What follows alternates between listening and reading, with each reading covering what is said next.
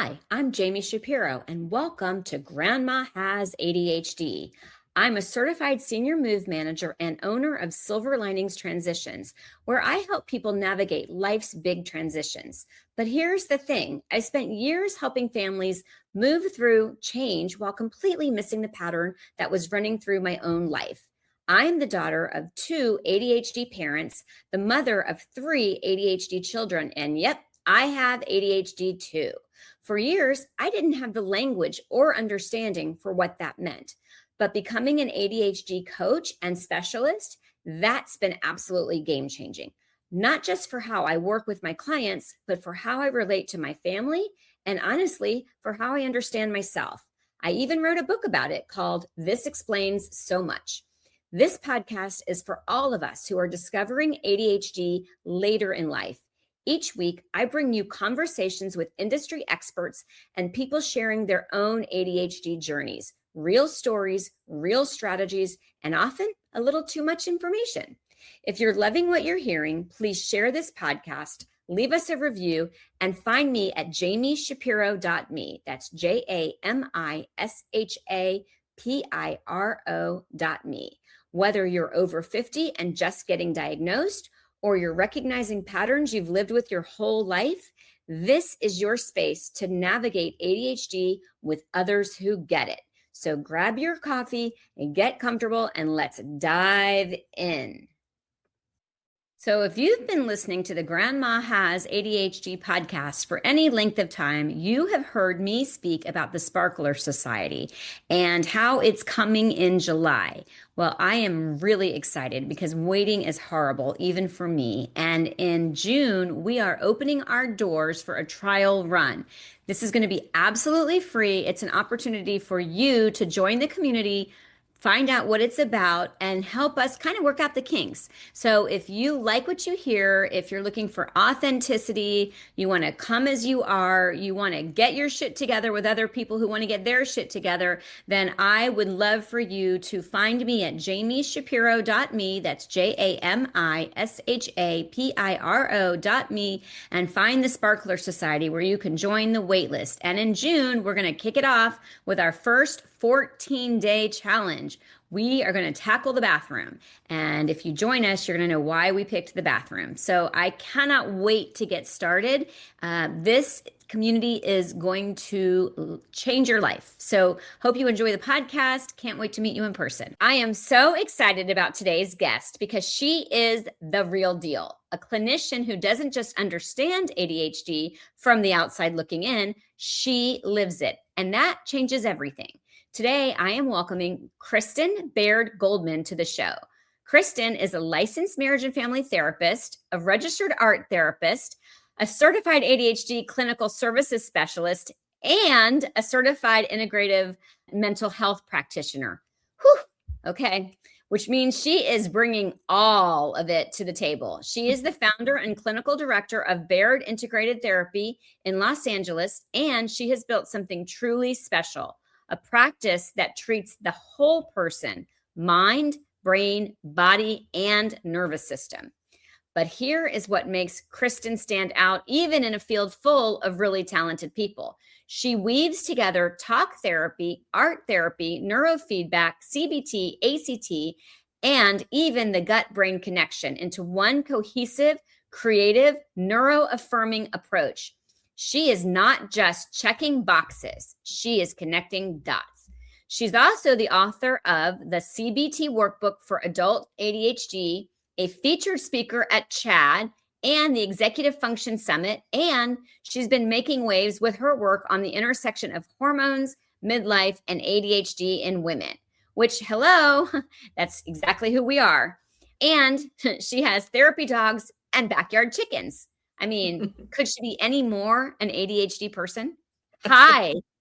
Hi, Jami. I'm always so surprised when I read the on and on and on about the accomplishments. And it is so typical for someone, with ADHD. They've either overachieved and they just can't stop, or they struggle, and so here we are. Here we are. Category.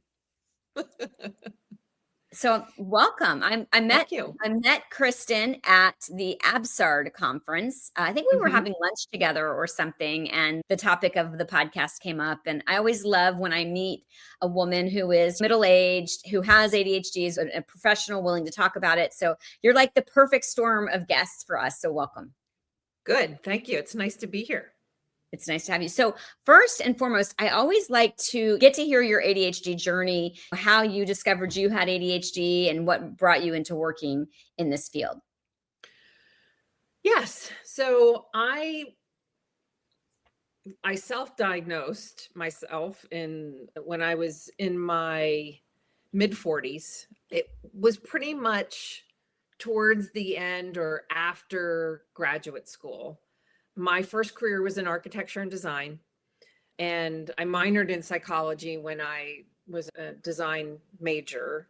And so I always had a curiosity and a fondness for human behavior and why people do what they do. And I brought Mhm. it into my work as an architectural designer. I worked commercially for years for big companies like Microsoft and Johnson and Johnson and Pfizer and whatnot. And it got to a point, I had my son in my late 30s, and it was right around the time where '09, the big market Mhm. crash, so to speak, occurred. Mhm. And particularly real estate and construction and all was hit really hard. And I was already in that last year contemplating making a change. I'd been in the industry for over 15 years. I achieved my goals. I was a director in design, but it wasn't fulfilling or satisfying anymore. I wasn't really doing a lot of design anymore. It was very business development heavy, very corporate politic playing, which I never did well. I don't know many ADHDers who do that well. And having my son and thinking like I'm working like a dog 50 hours a week for what? Right? For walls and furniture, and it was not resonating with me at all anymore. And so in that last year, I was actually looking into going back to school, graduate school for psychology, and double minoring in art therapy because I wanted to bring my strengths and gifts of being an artist my whole life into the field of sciences, and something I dreamed about doing for such a long time. And at that point, I was about to turn 40 and was like, it's time. It's time to make a change. And I wanted to be home for my kid, and I wanted to do something more meaningful. So the fact that everything happened in the financial world the way it did was my exit strategy, and Mhm. it worked great. And I had suspected ADHD over the years, and was familiar with it, but anytime I mentioned it to a doctor or somebody, and everyone would say, "You're too accomplished. You're doing your Mhm. no, that's Mhm. not Mhm. possible." Right? Uh-huh. No, you can't be smart. I mean, I'm sorry, you can't have ADHD because you made good grades or you're a Yes. doctor or you're a this. Yeah, no. Yeah. Hmm. And honestly, in school, I didn't do well until college. I Right. hated school as a kid. Well, I shouldn't say that. I didn't hate school till middle school. Mm. And Who then in doesn't high hate middle school, school? Like, yeah. really. So I like to weave in some stories with, just to keep it fun. But so my youngest child missed seventh grade during COVID. And I'm like, you could not have picked a better Yep. grade to Yep. miss than seventh grade. Yep. So yeah, My anyway. son too, seventh and eighth grade. He pretty Oh, much okay. missed all of middle school. Lucky them. Yes, that's what I said. Yeah. But it was in hindsight when I read Ned Hollowell's Driven to Distraction when it first came out, and then I reread it again while I was in graduate school. And at the towards the end of the book, he's got like 100 list item of traits and symptoms. And I checked off almost every freaking box in the book and was like, oh my God, I really think this is what's going on. And after I graduated graduate school, I actually had my daughter and was pregnant with my daughter before in my last year of graduate school. And after having her and finishing and then thinking, again, high achieving, oh, I really am interested in school psychology. Maybe I'll go back. And I have all this, I want to get, maybe I should get my PsyD and do all of these things. And went back and I struggled really intensely. And I was like, what just happened? Postpartum baby brain, hormones, because I was 41 at that point. And, finally was like, what am I doing? Just stick with what you're doing, stay on track. I went from hating school to now couldn't get enough learning and was like, if I could be a full-time student, that would be the greatest job in the world. And then went and saw a psychiatrist and who confirmed it and said it's not unusual for someone like yourself. And as a child, Gen Xer growing up in the 70s and 80s, I was not the typical picture, so no one was looking at me. Right. Women typically weren't the picture. I mean, that was it. I'm also 1970s, and I have a half brother who was diagnosed with ADHD and had to be put on Ritalin to stay in the classroom. And so when my ex-husband accused me of having it in my 30s because he was a college professor, I was like, I don't have ADHD. I can sit still, and I'm like, I'm kicking myself, by the way, because I think of the years that I would have been a better mom if I had known that these were my struggles. But here we are. And that's actually a big part of who my audience is it's really the Gen X, the boomers, silent generation who are putting the pieces together. And there is the grief of, I wish I had known. And then the relief of, oh, I am not crazy. This is what it's been the whole time. And that's really a big part of this message is for other people to hear. I've been there too. I understand your journey and here's where we go from here. So anyway, I like to, weave those personal stories into it. Okay. So you read Dr. Ned Hallowell. By the way, if you're listening to the podcast for the first time, I mentioned him quite a bit. He was in medical school when he discovered his own ADHD, and he has written books, and he's like the guru in the space. Yeah. My very first ADHD book was ADHD 2.0, which was also his book, and it was just a later version of it. So, and then I listened to his podcast, which discontinued, but yeah, so a lot of people, he is the first exposure into ADHD, but he has 3 ADHD children. They're all super successful. And I love that he, like we are really destigmatizing what ADHD, to your point, oh, you can't have ADHD because you're smart. Yeah. As you guys can see, nodding heads. Yes. Most people listen. Right. And it also presents so differently in female. I actually am combined presentation. So I am too. Okay. I'm hyperactive as well, but I wasn't the little boy that couldn't sit still in the classroom and was disruptive. I was a little girl who wanted to talk to everybody and would interrupt people or would always have my hand up because I knew the answer, but that wasn't a quote unquote behavior issue. And so it never got addressed. Yeah. My hyperactivity was more internal. There were times where it was external, but I think it would have presented itself more if it wasn't for the arts. My mom had me I was in ballet, and that was an amazing vehicle for me. If I hadn't had that, and I grew up in the country and we all just ran amok outside every day, all day. I mean, that made all the difference in the world for me, I think. I think that was our generation too. I mean, we didn't have the cell phones. Our parents weren't tracking us, and it'd be like, go out and be home when the lights come back on. They didn't know where we were going. Well, yes. Exactly so we were, right. We were the most underparented generation of any, which is why I heard that we did so well during COVID, because just leave us to our own defenses and we're out there. But to that point, I have heard that physical activity and being outside are so beneficial to an ADHD brain. And we're depriving these kids these days of the way that they have to sit in the classroom. And I'm not addressing what's happening with kids because there's so many people talking about that. But I did want to just mention it. Yes. Yes. It is definitely something I do with my parents. I don't work with kids anymore. I only work with adults, but I have associates who work with kids, or I will work with families or just parents.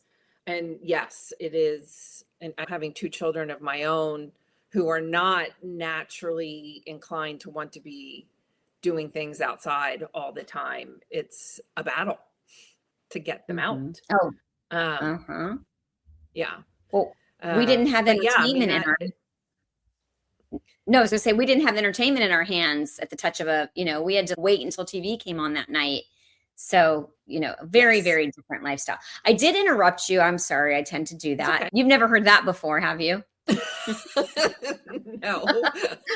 But I interrupted you and you were talking about finishing grad school and So you I had finished. your daughter. Okay. Yeah, I got my official diagnosis. I was even tested growing up, I think unidentified with ADHD and not liking school. I think because I wasn't learning the way I should have. I also assumed I wasn't smart. I heard a Mhm, lot of like, Kristen's not working to her potential. Kristen's mhm, lazy. I mean, it was mhm. just all of that come middle school up. And then when I got tested by the psychologist, I got tested as gifted. And that I had to wait till I was 40 something years old to be like, oh, I'm not crazy. I am not dumb. And all of these things that I just wasn't learning in an environment that was able to teach a learner like me. It was art school was when I did really well because I was around the right people and I thrived. I Mhm. changed high schools my senior year and went to an arts high school, and everything changed for me from that point on. Um, Mhm. and it's just really, and I talked to my own parents about this in my practice of making sure that your kid is in the right learning environment. Motivated Because, and interested. yeah, Absolutely. the neurodivergent were wired differently. So we sometimes learn differently.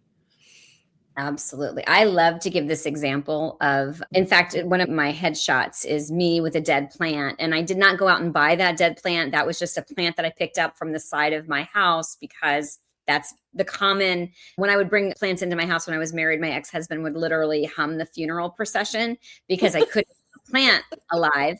But we moved into this house 2 years ago, and I am obsessed with hydrangeas. And I went to Trader Joe's and I bought their beautiful hydrangeas when they were in season. And then I stuck it in the ground and replanted it. And I continued to water it and care for it. And then I got the most beautiful hydrangea. I mean, it was like, okay, in fairness, I lucked out with the color, but I gave it attention because I was interested. So it is not about our ability, it's about where our interest lies. And that's Yeah. just a really good way of driving that home. Yes. Okay. You have so much that I want to talk about. I don't even know where to begin. So, you tell me what of the CBT, and how did all of that come about? Yeah. So, tell me all of that. Yeah. Interestingly enough, my graduating thesis was on postpartum anxiety. Mm, Anxiety is something that I struggled with my entire life.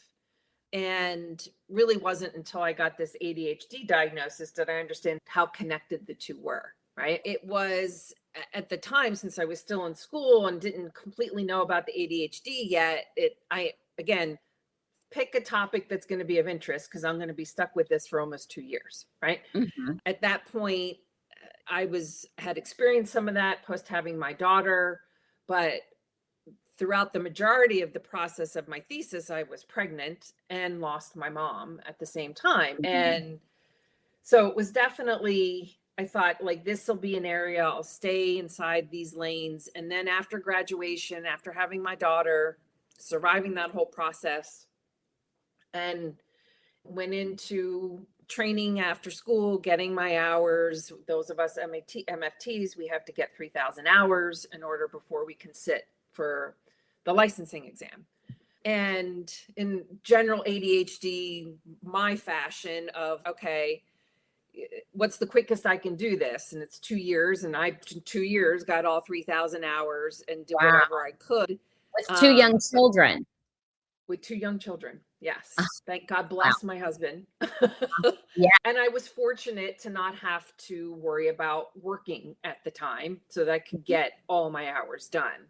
But more than anything was that in that time period, I think it was very beneficial that I had a former career and a career that I learned how to sell myself. I learned about business development because in graduate school, teachers and professors and everyone saying private practice is really hard. I don't recommend it. Da, da, da, da. And a few of my other friends who were also in my age bracket, we were all like, we had no interest in working for the Department of Mental Health or clinics or agencies. We all wanted to have our own practice. And so I was sort of very driven. Again, my ADHD rebellious, like, you tell me I can't do this, then that's the very thing I'm going to go do, right? I'll Mhm. show you. And after getting my hours and learning more and more, and I first started diving into the prenatal and postpartum anxieties, difficulty with pregnancies and all. I had experienced some of that of my own before having my daughter. My son was very easy. And so it was just like, do what you know, right? Mhm.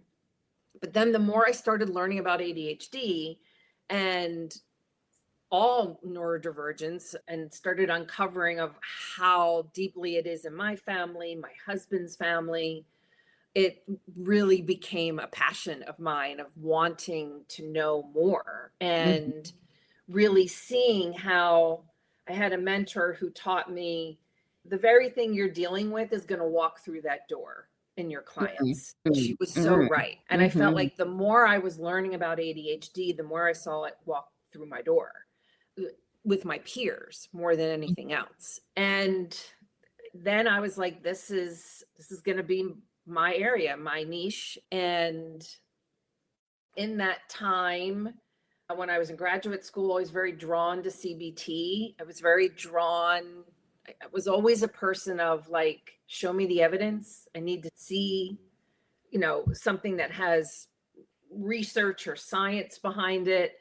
It was very, been in architecture, like I needed the proof. When I was younger, I think I was a lot more naive and very more in touch with, the universe and spirituality and all. And over time that shifted for me. I think graduate school did that a little bit, but I was, of all the models, I was drawn most to CBT. And So I so Yeah, tell us because a lot of people don't even know what that is, and this so you wrote the book. So what is CBT? So cognitive behavioral therapy is the approach is that our thoughts drive our emotions and then our emotions drive our behavior. And Mhm. I think particularly in the world of ADHD, it's really helpful to look at managing ADHD this way. It is why it is considered the gold standard therapeutic practice in ADHD. Our particularly someone who had anxiety, thoughts were a driving force for me. Mhm. And really understanding how much our thoughts influence how we feel and how much those feelings influence the actions and behaviors we're going to do as a result. If we can get to the thoughts and start to understand positive and predominantly negative thoughts and where they come from. So CBT is, let's look at those thoughts, they're negative thoughts. Let's challenge them by finding the evidence. Let's find this proof, this claim of I'm not smart enough. Where is that coming from? And in general, the idea is you find I don't have any real legitimate proof for this. So let's reframe this into something that is more positive and realistic that works for Mhm. the individual, right? Mhm. And if we think good, we feel good. If we think Mhm. bad, we feel bad. And I mean, that's oversimplifying it, but that is the general nuts and bolts of it. I think what I love about it with ADHD is that a lot of us, as we were just talking earlier, I thought I had proof that I wasn't smart enough, right? I wasn't doing well in certain Mhm. grades at school. Mhm. And a lot of individuals with ADHD feel they have proof to support this belief system that we call it core beliefs that we wind up with as adults. Mhm. And that belief system goes far back into infancy, and some may even believe before that. So it's not so much of, okay, well, yes, Kristen, I think I have proof to support this claim. So now what? So then I ask a client, I would say, well, let's challenge that a little further and say, yes, but how old is that proof? Right. And is it Mhm. really proof at the end of Mhm. the day? Just Mhm. because I you love. didn't do well in school is not proof that you're not smart.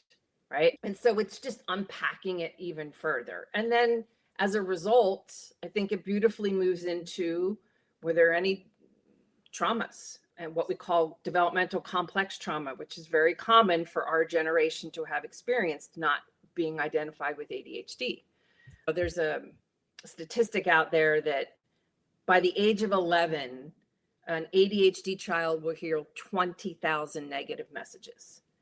Wow. And that's only by the age of 11. Right. Ah. And particularly in the 70s and 80s, when it was all about laziness and not potential, I'm sure we heard even more than that. And that impacts the young brain in a really considerable way and can create trauma. And then ACT is just another like CBT 2.0, taking it more to the level of acceptance, and I will pull from that. And then really it was during the pandemic that I decided to involve my love of integrative and functional health into the mental health world and became certified as an integrative mental health practitioner, which means I can look at the whole person, right? I can look at beyond the brain, beyond the mind. We know that ADHD is a neurobiological condition that affects the body and the brain, and that there are real deficiencies that are associated with individuals with ADHD, low micronutrients and deficient micronutrients and minerals, magnesium, vitamin B, D, C, zinc, iron, copper, all of it tends to be out of whack for the Mm. majority of the neurodivergent population. And I wanted to learn more. I discovered so much of that on my own, in my own journey with a functional medical doctor. And it all just made so much sense to me that I thought this is going to be so helpful. It helped me incredibly. And I thought it was just really going to help my clients. And I was so glad that I did that certification, because it is the crux now of pretty much what I do with the work that I do with my clients. And it's really impactful and has helped a lot of people manage this more successfully. I love that. And you are so far the only person that I've ever spoken with who's talked about that. So I definitely want to take a break and come back to that conversation, because one of the questions that I want to ask you, and I'm going to have you hold your thought, is a lot of people are hearing, especially older adults, that they cannot take stimulant medication or they're not eligible for medication. Part of it is the professionals not having the right knowledge. And part of it can also be that there are other health issues going on. And so this could be a good alternative. So I definitely want to talk to you about that. Before we take a break, I like to share that this podcast is a labor of love. I mean, it is my passion. It is spreading awareness, destigmatizing ADHD, but I also have to keep the lights on. And so when I go to that break, you will hear a little bit about Silver Linings Transitions, which is have you ever heard of senior mood management before, Kristen? I have, yes. Okay, good. So a lot of people haven't. We're part of a national association. So if you're listening outside of the San Diego area or Coachella, you can find somebody that does what we do. But basically, moving is one of life's biggest, most stressful events, and it involves a lot of executive functioning.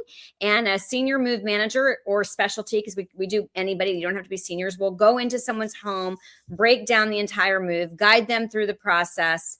And my tagline in San Diego at Silver Linings is, we make moves magical and I carry a magic wand. So you're going to hear a commercial about that. And then I'm also just going to encourage you that if you are enjoying this podcast, I would appreciate it if you would subscribe to the podcast, like it, and share it, because that is what we're needing to do to spread the message that ADHD isn't just for hyperactive little boys. And one of the things that I know, maybe you can confirm this, Kristen, is that 80% of people who have ADHD don't realize they have it. Have you heard that number? Yeah. Yes. Yeah. Yeah. And then it could be 6-ish% of the population. I'm not sure. That's also, who knows, right? Especially in the US. I think it's more. Yeah. Okay. I wouldn't be surprised. Okay. So we're going to pause and then I'm going to ask you that question. And then I don't know if you've listened to this podcast before, but I stole Penn Holderness's line, which is, if you could press the off button and never have had ADHD, it's gone. Would you press it? So don't answer that, because we're going to come right back after a word from our sponsor.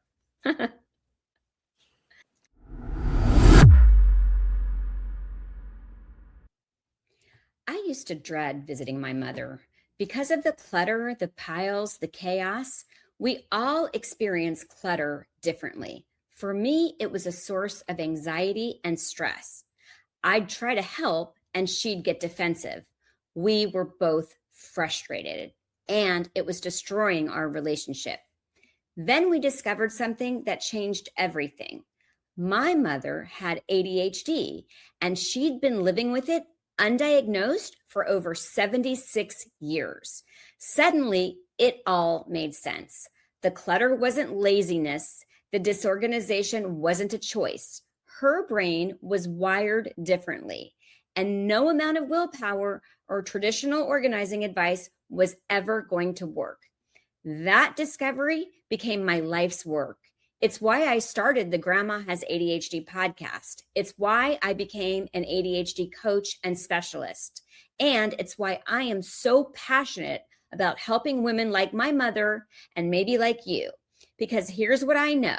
Clutter affects us emotionally and physically. It damages relationships. It creates shame spirals. And the overwhelm of not knowing where to start keeps you frozen.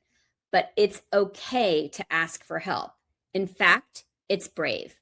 If you're in the San Diego or Coachella Valley area, my team at Silver Linings Transitions can come to your home. We'll help you tackle the clutter with compassion, not judgment. I also work with women virtually through one-on-one ADHD coaching. And if you are overwhelmed with clutter, I can connect you with trusted resources in your area. Visit jamishapiro.me to get started, or grab my book, This Explains So Much, on Amazon. My mother and I got our relationship back. You can get your peace back too. That's JAMISHAPIRO.me.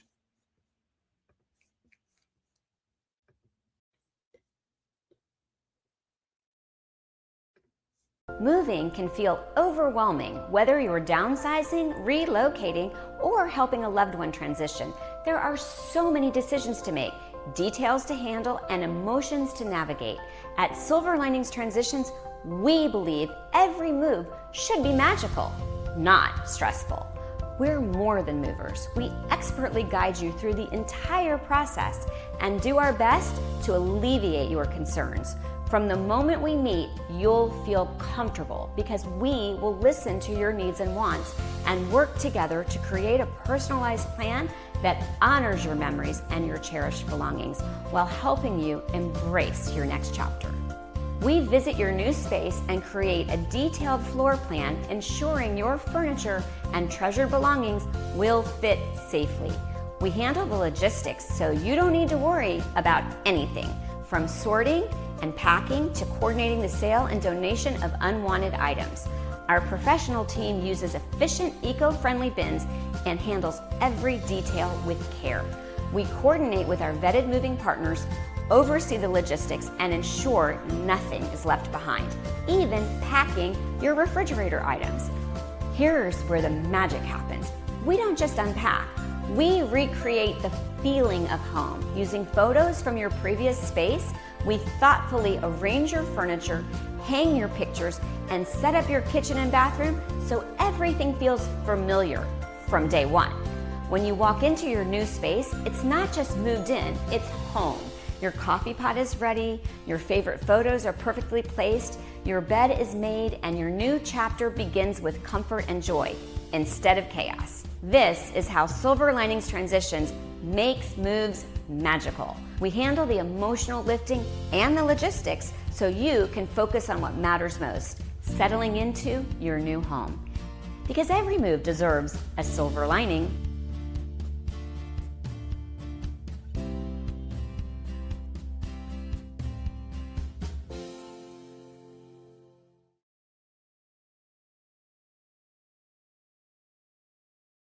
Hi, I'm Jami Shapiro. I am an ADHD coach and the founder of Silver Linings Transitions, where we do home organizing and move management.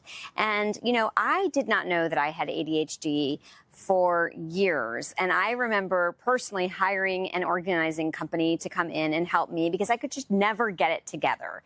And it really wasn't until I understood ADHD and its impact that I realized why.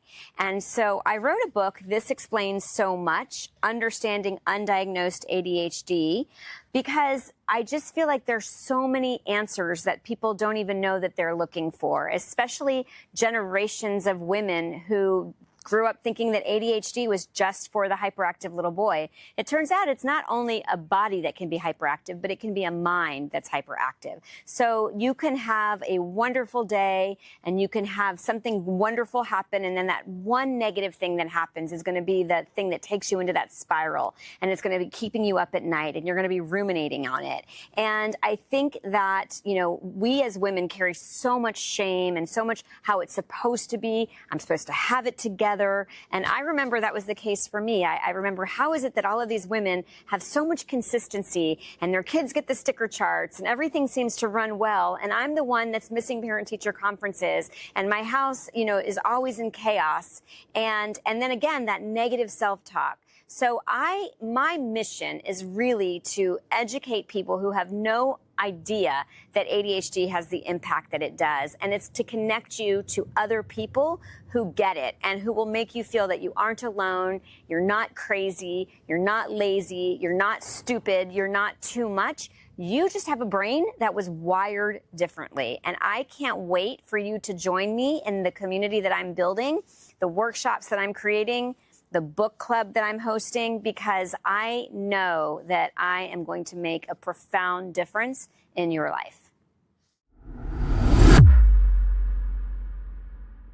And we are back with Kristen Baird Goldman. And so I asked you one fun question, which is the button question. Would you push a button and not have ADHD? That's a tough one. I don't think so. I don't think I would. If you had asked me that in the midst of my roller coaster of perimenopause, I would have said yes. Push it. How fast can I push it? Because it really does. The connection between ADHD for women and hormones is very significant. And even in menopause, I'm still struggling. And so if you asked me that a couple of days ago, I might have said, no, I might push it. But it's a part of us. It's a part of who I am. And so I think in the grand scheme of things, I don't think I would be able to accomplish and do the things that I'm doing without it. Could be wrong.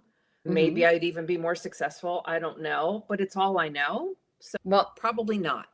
Yeah. I always say, I think we're a lot more fun. In fact, when I ask somebody if they have ADHD, I'll usually preface it with, this is the highest compliment that I can give to you, which is to say, because we're not vanilla. There is no vanilla. And I think that I like that sparkle and that excitement. And it's interesting because I have only had, of the 80 something interviews I've done, maybe more, only one person has said that they would not push the button, or said that they would push the button. I'm sorry. And everyone else finds their way. Like, yes, there are goods and there are bads, but part of this podcast is what you resist persists. Yes. And so it's like, here I am, I have it, and I need to lean into it because, and I really like Dr. Ned Hallowell talking about learning to use it and to fine tune it as a craft. And I know that there are people who don't like when we call it a superpower. And one of the things that I know is true, and we talked about in the very beginning of the episode, is that you have the overachiever and then you have the underachiever. And I do feel badly for the people who didn't get the proper diagnosis and it ended up in a system that failed them. And when you look at incarceration rates and you look at higher incidence. So I don't want to gloss it over and make it look like it's this shiny, pretty thing, but it is what it is. And so I appreciate your answer. Yes. Okay, so back to the bionutrients and the supplements and the deficiencies and zinc. And okay, I would love to hear a little more about that because, as I shared, some of the people listening to this podcast are not candidates for medication. Yes. And that is predominantly one of the main reasons why I went down that path, because I was one of those people. I could not tolerate the medications at all. I can't even handle caffeine. That was one of those aha moments of what else is there? And that's when I discovered Dr. James Greenblatt, who wrote Finally Focused. And he is one of the premier functional psychiatrists in the field. And that book changed everything for me. And the more I learned about the micronutrients and things to look at and what's associated with ADHD, and I couldn't get enough of it and wanted to get more training. I reached out to Dr. Greenblatt, and then I went and did the certification with Dr. Leslie Korn to get the certified integrated mental health professional. I'm now in the process of getting certified with the Institute of Functional Medicine. I think it's so valuable because it's been said that almost half of the ADHD population cannot do meds for one reason or another. And that's a lot of people. That's a high percentage. And as someone who went through that, I think it's important to understand what your other options are. And there are many. So but there's so many people who are not educated, for medical professionals, about ADHD. Yep. They're not diagnosing it properly. Oh, you have anxiety and depression. They're never even touching on the ADHD. As, by the way, if you're listening, Kristen is shaking her head. Yes, nodding. Okay. So where do we go when we want to look into what else we can take if stimulant medication is not the option for us? It's finding an integrative or functional medical professional, right? And when I say functional, I don't mean like alternative woo-woo, hippy-dippy.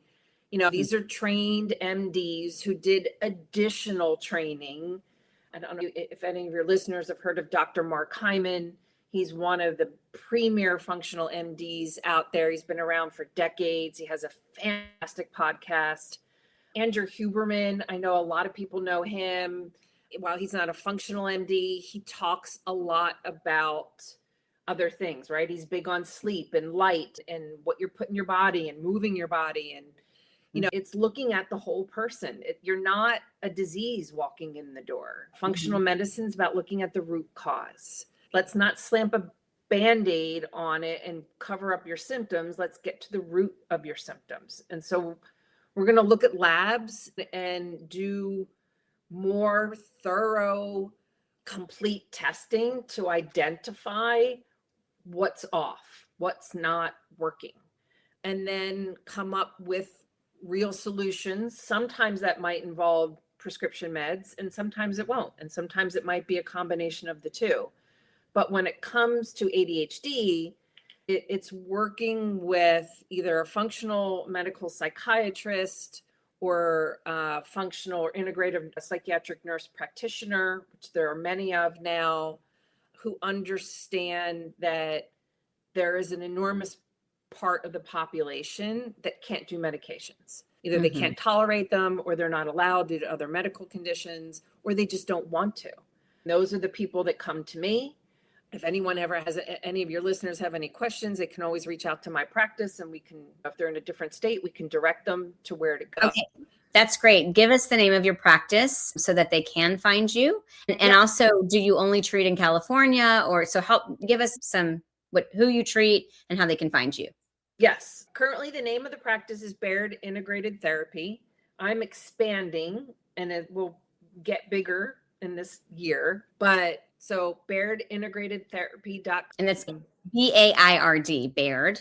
Yeah, Integrated as in therapy. boy, B as in boy, AIRD, integrated therapy, all one word, .com. I am licensed in the state of California, so I can only practice in California, but I can also practice in Europe and Australia. It's interesting how our licensing can't cross state lines, but can cross the pond. We have a lot of issues. I don't even want to tap. We have a lot of issues. We do, a lot of them, in a lot of areas as well. Yes. Okay. In Los Angeles, we have 2 in-person offices, one in the Valley in the Sherman Oaks, Studio City, Encino area, and one in Pasadena, and then telehealth all over the state. Okay, that's very good for me to know because I am in California and I have not really explored. I am on all of the hormones, so thankfully that has been game changing, but I know that there are probably even more things that I can be doing myself. Okay.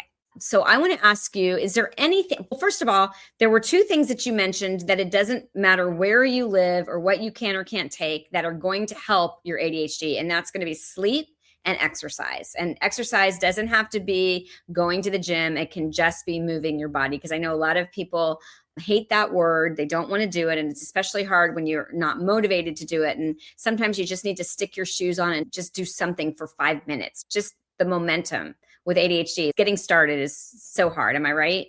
Yes.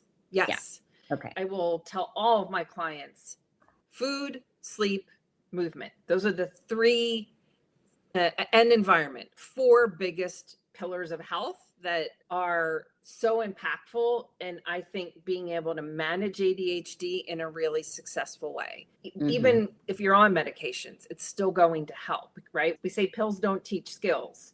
So they might be lightening some of the symptoms, but they're not doing any of the rewiring or any of the other necessary things in the brain and the body that sleep and diet and exercise can do, and understanding what your environment looks like. When you mentioned environment, by the way, I always go to a cluttered environment. Was that what you were referring to? Or No, so when I say environment, we're looking at more of what we call epigenetics.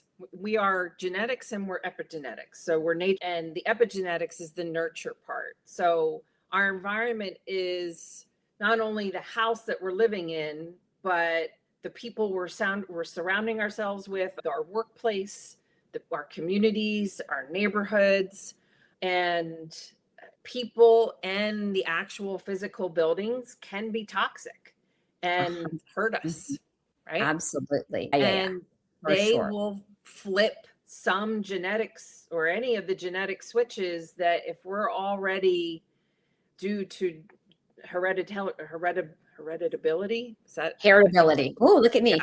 Yeah. There you go. That environmental situations can flip those switches to the negative and the positive, right? We know that I have several clients who I help them get off SSRIs because we know after decades and years of use how harmful they are to the body, and things like some of their other chronic conditions disappeared. So it's definitely looking at nurture and nature is such an important part of the process, and our environment is a huge part of the process. If you're in a toxic relationship, that's affecting your body. I do want to just put one plug in about the clutter that surrounds us. That visual pollution that comes into us can raise our cortisol levels. And so even just doing a little bit of decluttering, and to put a plug in again, NASA members or members of ICD, which is the Institute for Challenging Disorganization, can also help with that clutter. And that's a huge investment that you can make if you're like, hey, I can't do this on my own. Okay, so is there anything that universally pretty much anybody could take, like magnesium, or that you're nodding your head? Yeah. So yes. Okay.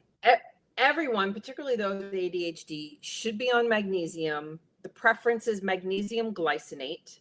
Now, again, I have to preface this by saying I'm not a medical doctor, so I'm not trying to give any medical advice or claim anything's going to occur. But what I've seen in practice and have experienced clients say, and personally, is that magnesium glycinate is extremely well tolerated and absorbed the most of all glycinates.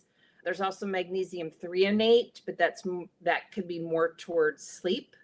There's a lot of different magnesiums. There's citrate, malate, there's all different types, but the glycinate is the one that won't cause any GI distress. And like I said, will be absorbed better by the brain and the body. Is there a time of day that we should take that? I know with one magnesium, I heard like calm, you should take it at night. Is there a better time for magnesium glycinate? One of the things I will suggest to my clients is take some in the morning and some at night. If you are on stimulants, doing that is very helpful, because what magnesium is connected to dopamine. So its role is to help smooth the delivery of dopamine. And when you're on a stimulant, a lot of them will just dump dopamine at different times of the day, and then you might crash. So magnesium, if you take it in the morning, it will help smooth the delivery. And when you take it at the end of the day or the evening, it will help prevent the crash. Nice. Well, that's a great tip. Okay, one more hack, and then I'm going to ask you one more question is, what would you say is your most successful coping tool or scaffolding that you've put in place to make life with ADHD easier? Exercise. Okay. Okay. And what does your exercise routine look like? Do you do it in the morning? Yes, I will get up and I'll eat a little bit of a protein, carbohydrate breakfast. And then I've switched my exercise, what I'm doing for exercise in the last couple of years, because we are learning, particularly for perimenopausal and menopausal women, we should not exercise the way we did when we were younger, and that we're not little men, as Dr. Stacey Sims likes to say. Pushing really hard isn't a good idea because it's going to raise cortisol and whatnot. So I will do a combination of strength training and Pilates, and I try and walk every day. I think my morning, if I'm lucky, I'll get in a morning 25-minute, 30-minute walk, and then an end of day 25, 30-minute walk, because so much of what I do is so sedentary. We're sitting all day. That's on a perfect day that I'll get 2 walks in. By any means, that is not something that is normal for me. Sounds amazing. It does. It is, I think that and being outdoors, for me, taking outdoor breaks. We know scientifically how important light is, and that, I mean, that could be a whole topic in and of itself.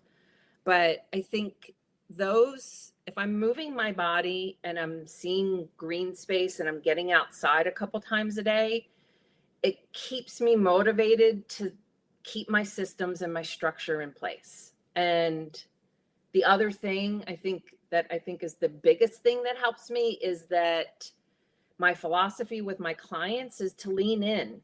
Don't be afraid to get uncomfortable. The only way I think, can manage ADHD is learning to increase our tolerance for the uncomfortable, because neurobiologically, we're not getting any help, right? We don't have enough dopamine or norepinephrine or whatnot. It's not cycling properly. And so exercise, eating right, sleeping right doesn't always feel accessible because it's so uncomfortable.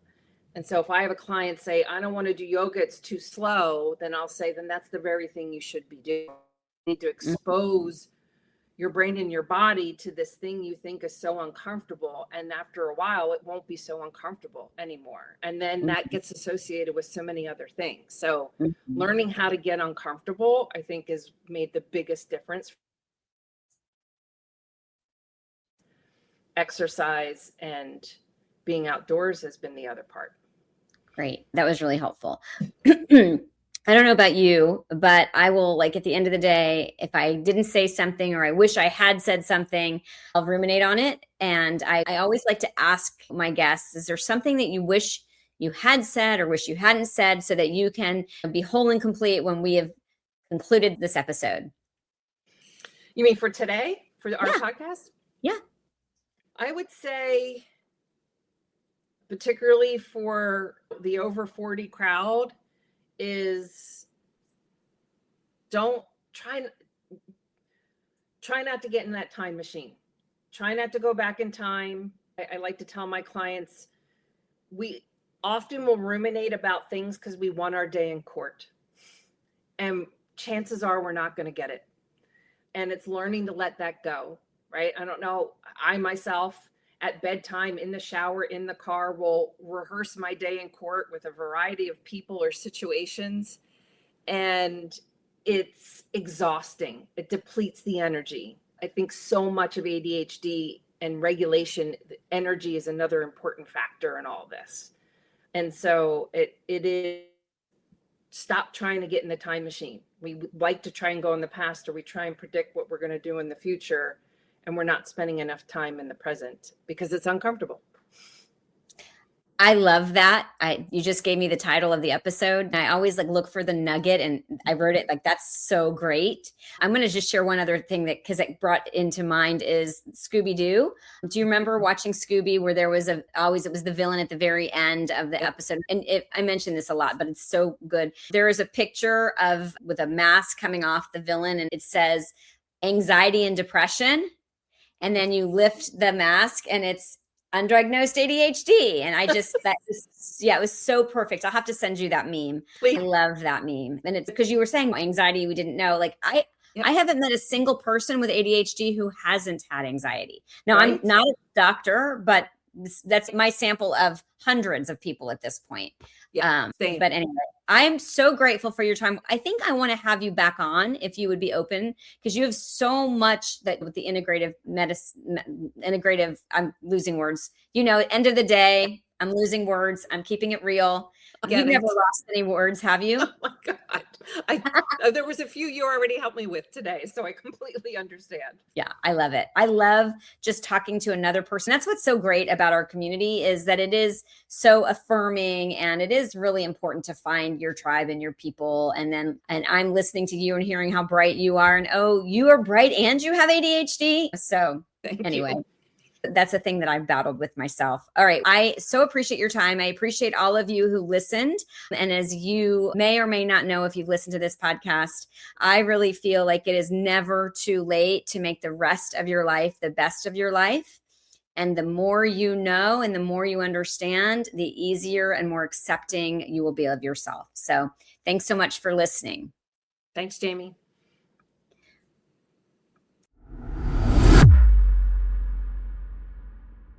The opinions expressed on Grandma Has ADHD podcast are those of our guests and hosts and are intended for informational and entertainment purposes only. This podcast does not provide medical advice, diagnosis, or treatment.